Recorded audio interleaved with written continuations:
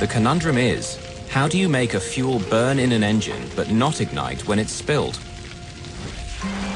One way to reduce the severity of post-crash fires is by utilizing less flammable fuel. In 1984, the Federal Aviation Administration and NASA decided to test a new, safer fuel by staging an accident using a remote-controlled plane. Unfortunately, it was not a conspicuous success.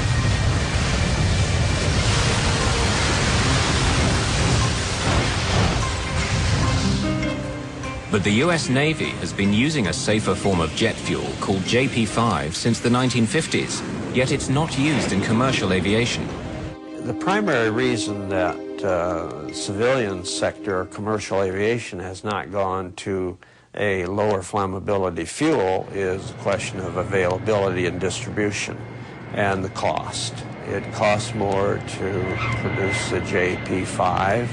Everything comes down to money. What's it going to cost to develop a system?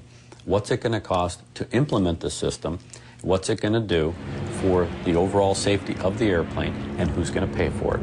Personally, from a safety standpoint, I'll pay $2 extra in my ticket to know and to have that security.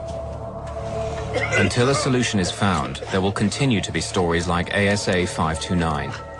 On impact, everyone on this flight had survived, but the subsequent fire became the killer. For the victims of the fire, recovery has been a slow, painful, and excruciating process. First Officer Matt Warmerdam was burned on 42% of his body. Some other survivors suffered up to 90% burns. Treatment included daily baths and removal of dead skin from burn wounds. There would be years of skin graft operations, the 24-hour-a-day wearing of pressure garments to minimize scarring, chronic itching and soreness, and daily physical therapy. Your ability to sense and feel through those areas is permanently changed for the worse. Temperature control is lost. When you walk from an air-conditioned building into the outside, you take for granted that your body starts accommodating that either by sweating or redirecting blood flow.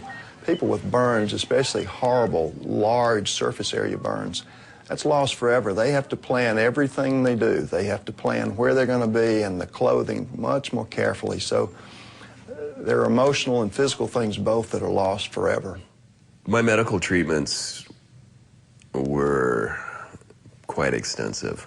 There was a lot of long nights talking with Amy, trying to get over the pain and despair of all that. I think the plane crash, it just took the last bite. And I stayed in the fire service for a while after that, but my heart was never in it again. I quit my job as I was a vice president of a software company, traveling a lot, making very good money. And I went to work as a buyer in Alaska. I also reconnected with my ex-wife, and we got remarried, moved down to South Carolina, and had all our kids move in with us. So, yeah, I did change my life. 1 year after the crash, the Military Fraternal Organization of Pilots bestowed its prestigious medallion on Matt Warmerdam for his part in saving the lives of his passengers. He accepted it in honor of the crew.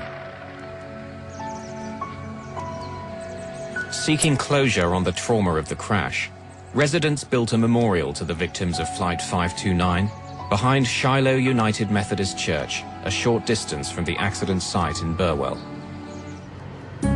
Much has changed for the company that manufactured Flight 529's propeller. Now renamed Hamilton Sundstrand, it's part of the giant United Technologies Aerospace and Defense Group. Flight 529 was the last time that one of its propellers failed in flight. Its inspection and repair process was made more stringent, in some cases exceeding FAA requirements. Since the 3 blade failures, there have been none whatsoever.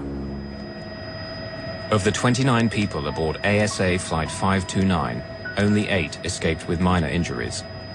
Of the 21 others who received major injuries and burns, 10 subsequently died.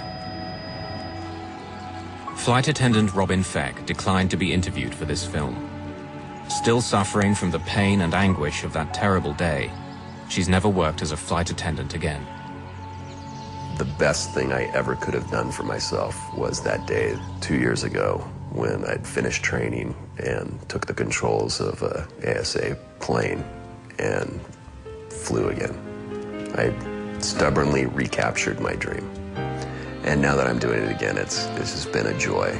It's what I do. It's what I love. It's what I always wanted to do with my life, and I'm doing it again. It was the tragedy felt round the world. In a premiere event, the true story is finally made public. How could the world's fastest passenger plane simply fall from the sky? What the investigation uncovers will leave you speechless. 7 reveals what really happened in the disaster that ended a dream. Concorde, a premiere special air crash investigation next Wednesday, 7:30.